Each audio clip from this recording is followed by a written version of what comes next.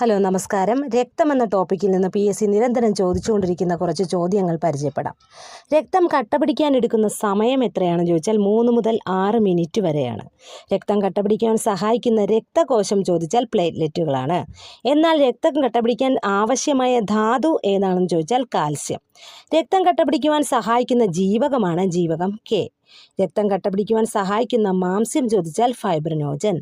ഇനി രക്തം കട്ടപിടിക്കുവാൻ സഹായിക്കുന്ന എൻസൈം ഏതാണെന്ന് ചോദിച്ചാൽ ത്രോംബോകൈനേസ്.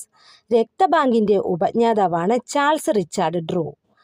രക്തബാങ്കിൽ രക്തം സൂക്ഷിക്കുന്ന ഊഷ്മാവ് എത്രയാണെന്ന് ചോദിച്ചാൽ 4 ഡിഗ്രി സെൽഷ്യസ്.